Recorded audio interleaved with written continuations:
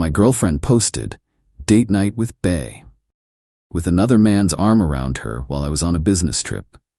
I didn't call. I just forwarded the post to her strict religious parents and changed my flight to come home a week early.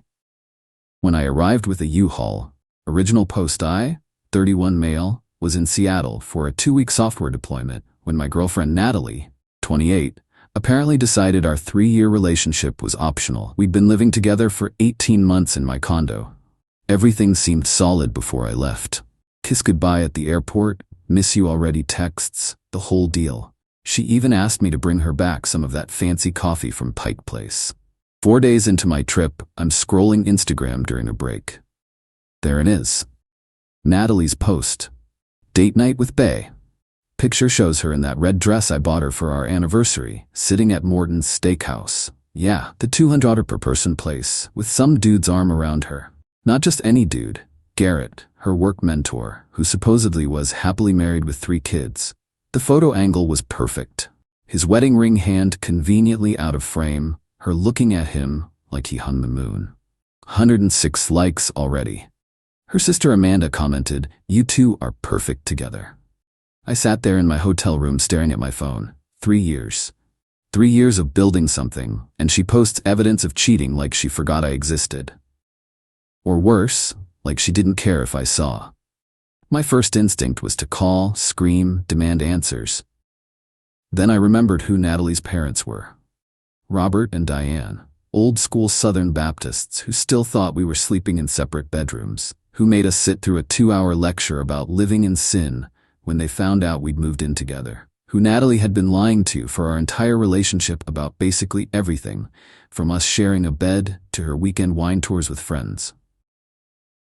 So I didn't call Natalie. I screenshot the post, opened Facebook, found Diane's profile. She posts Bible verses every morning at 6 a.m. sharp. Sent her the screenshot with a simple message. "Mrs. Morrison, thought you should see what Natalie posted while I'm away on business. I'll be handling our living situation when I return. Ethan." Then I called the airline. Changed my flight to come back a week early. Cost me $400 but worth every penny. Booked a U-Haul for pickup the day I landed. Called my buddy Craig who'd been crashing on his brother's couch after his own breakup. Me, "Hey man, my condo's about to have a vacancy. Interested in moving in? Rent's $1,200 a month." Seriously, that's incredible, but what about Natalie? She's exploring other options. Oh, she? Yeah, I'm in. When? Saturday. Then I muted Natalie's number and went back to work. Had a deployment to finish. Update 1, the fallout begins. The text started within 2 hours, from Natalie 62 unread. "What did you do? My mom is freaking out. Dad's driving here right now. This isn't what it looks like. Garrett is going through a divorce. I was just being supportive. You forwarded my post to my mother? Ethan, please call me. This is so manipulative. You're ruining my life over a misunderstanding." From Amanda, her sister, 14 unread. "You're such a petty little man. She was just having dinner. You know Garrett's marriage has been over for months. How dare you involve my parents? You're supposed to trust her." From Diane, her mom. "Ethan, we need to discuss this situation. Please have Natalie call me immediately. We are praying for you both." I didn't respond to any of them, just kept working, presenting to clients, running installations, my phone buzzing constantly in my pocket. That night, Natalie tried calling 31 times. I know because the phone kept count. She left 8 voicemails that I deleted without listening. Then came the Instagram stories. She posted a black screen with text, "When someone you love betrays your trust by trying to turn your family against you." Really? I betrayed her trust? Next morning, the narrative shifted. New story, for everyone asking, yes, I had dinner with a friend who's going through a hard time. No, I didn't cheat. Some people just want to create drama where there isn't any. Her friends rallied in the comments. "Men are so insecure. He sounds controlling. You deserve better, babe." Meanwhile, Robert, her dad, had called my phone once, left a voicemail. "Ethan, this is Robert Morrison. I've seen the photograph. Natalie has some explaining to do, but involving us was inappropriate. We'd appreciate a callback to discuss this like adults." Like adults? Rich, coming from the man whose adult daughter has been lying to him for 3 years. Wednesday night, Natalie got creative.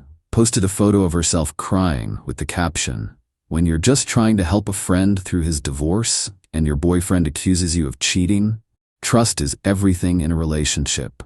That's when I almost broke. Almost called her. Then I remembered that dress.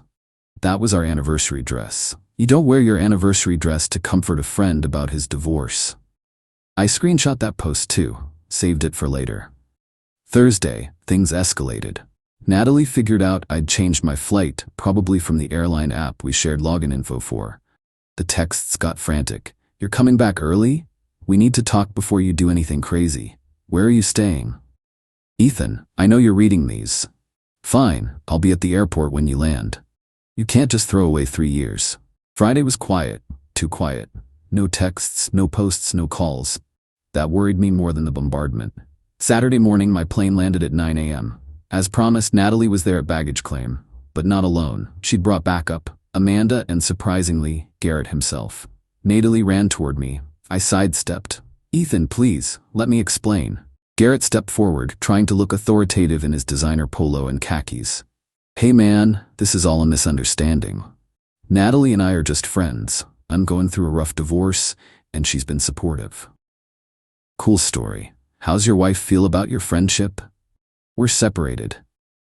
"Since when? That's personal."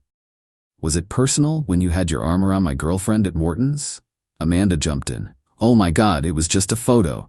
You're being so dramatic." Dramatic is posting date night pics with another man while your boyfriend's out of town. I'm being practical. Natalie, tears streaming.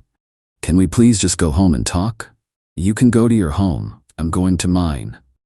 "What's that supposed to mean?" "Check with your parents. They seem concerned about your living situation." I grabbed my bags and headed for the exit.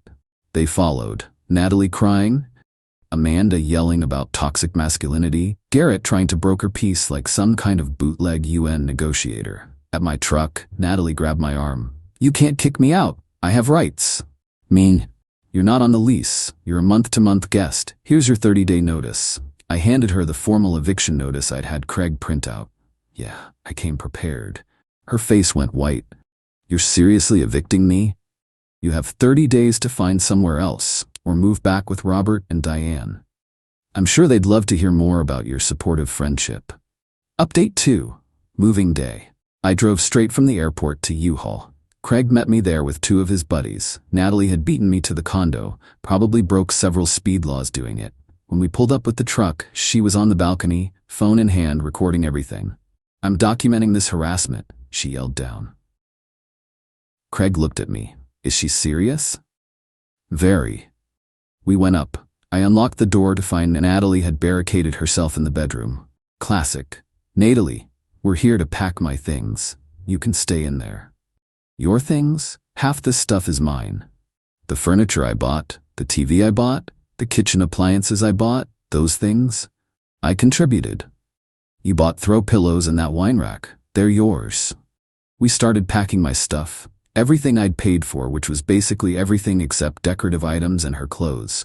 The couch, the dining table, the entertainment center, my gaming setup, the bedroom furniture, except the bed. I'm not that petty. Natalie emerged when she heard us moving the TV. "You can't take that. We watch Netflix on it." Craig's buddy filmed her meltdown.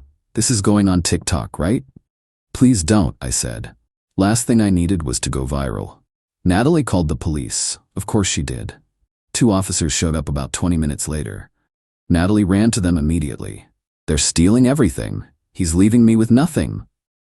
The older cop looked tired already. "Ma'am, is your name on the lease?" "No, but did you purchase these items?" "We purchased them together." I showed the officers receipts on my phone, every single purchase in my name, my credit card. The younger cop nodded. "Sir has every right to remove his property. Ma'am, do you have somewhere to stay?" Natalie started ugly crying. Not regular crying, the kind with snot and hyperventilating. "This is financial abuse." The older cop, "Ma'am, breaking up isn't abuse. Let them finish and sort the rest out in civil court if needed." That's when Robert showed up. Full suit on a Saturday, looking like he was ready for church. He surveyed the scene. U-Haul, boxes, crying daughter, police. "Natalie Marie Morrison." She froze. When Robert uses the full name, someone's in trouble. Dad, he's being more patient than I would be. Officers, thank you. Ethan, might we have a word? We stepped aside while Craig's crew kept loading. Robert, I don't approve of your method of informing us. I don't approve of being cheated on. Natalie swears nothing physical happened. Would you tolerate Diane posting date night photos with another man? His jaw tightened. No, I would not. What would it take for you to reconsider? A time machine.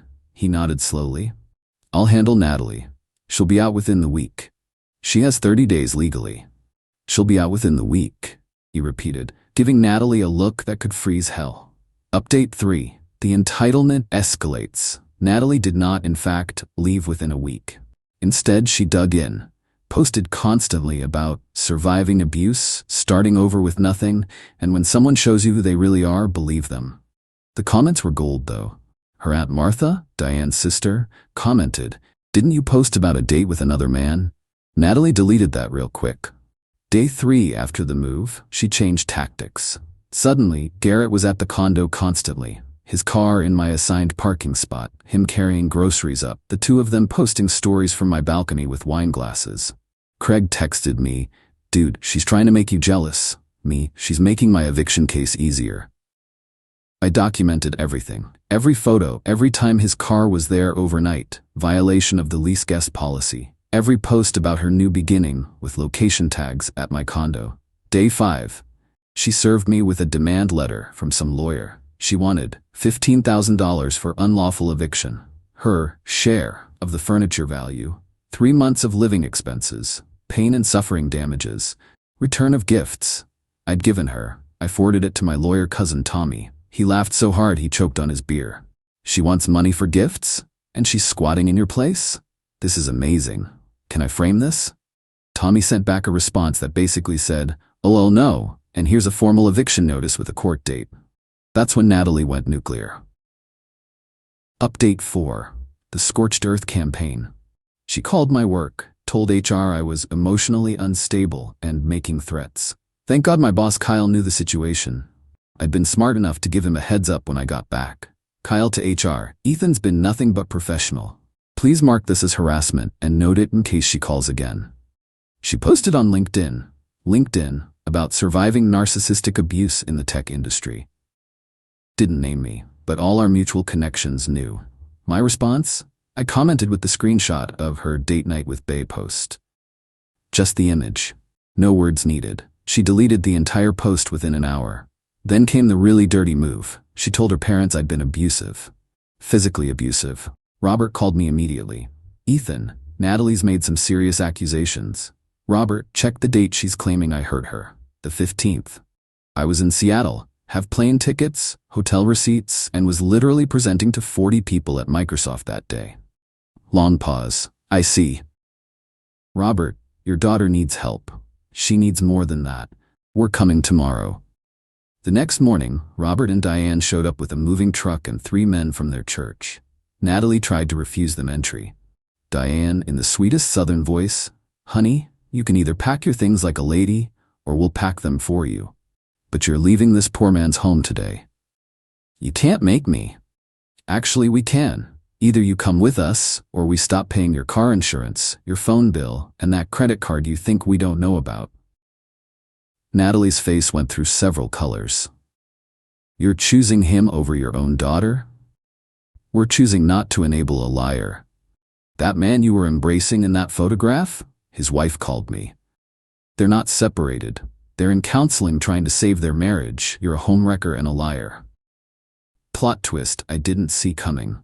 Natalie broke down. Not fake tears. Real, ugly, defeated tears. They packed her stuff in 2 hours. Garrett showed up halfway through, saw Robert, and immediately left. Didn't even get out of his car. As they were leaving, Natalie stopped at the door. "I did love you, you know. You loved what I provided. There's a difference." She started to say something else, but Robert physically guided her out. Update 5. The Aftermath. It's been 2 months now. The drama died down after the parents got involved. Natalie moved back with them, which in their household means 10 p.m. curfew, church twice on Sunday, once on Wednesday, no men in her room, getting a full-time job, she'd been consulting aka barely working, therapy, Robert's requirement, Garrett's wife reached out to me on Facebook, thanked me for exposing the affair. They're divorcing, but she said at least now she knows she wasn't crazy for suspecting something. Natalie tried one last manipulation about 3 weeks ago. New boyfriend already, some guy from her church, posted about God bringing the right man at the right time and healing from toxic relationships. Her mom commented, "Focus on healing yourself before involving others, dear." Savage Diane strikes again. Amanda still sends me nasty messages occasionally. Blocked her after she called me a beta male who couldn't handle a strong woman. Strong woman? Your sister couldn't even pay her own phone bill. Craig's been a great roommate. Pays rent on time, cleans up after himself, and his girlfriend makes incredible lasagna. The condo's peaceful now. No more drama, no more lies, no more finding out via Instagram that my relationship is optional. Last week, I ran into Natalie at Target. She was with her parents, looked like she'd just come from church. She saw me, started to approach, but Robert placed a hand on her shoulder and steered her away. Diane nodded at me though. Respectful acknowledgement. Final update. Got one last text from Natalie yesterday. She'd gotten a new number, probably specifically to contact me. "Ethan, I know you'll probably delete this, but I need you to know I'm in therapy now. I understand what I did was wrong. Garrett wasn't worth losing you. I know you'll never forgive me, but I wanted you to know I'm working on myself." I didn't respond. What's there to say? But here's the thing. She still doesn't get it. Garrett wasn't worth losing you means she still thinks it was about choosing between two men. It wasn't. It was about respect, trust, and basic decency.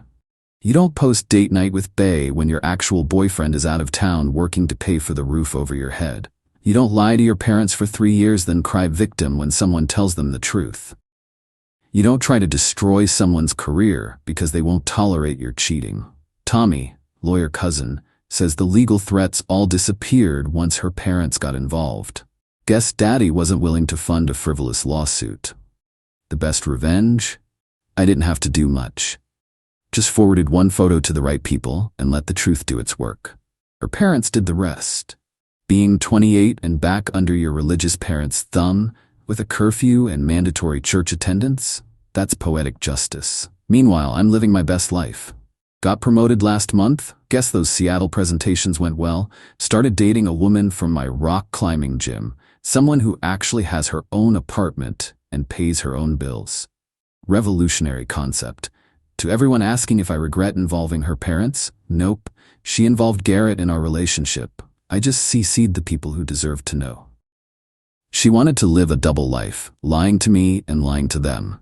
Now she gets to live a single life under their supervision. Play stupid games, win stupid prizes, and sometimes the prize is your mom commenting on your Facebook posts calling out your behavior.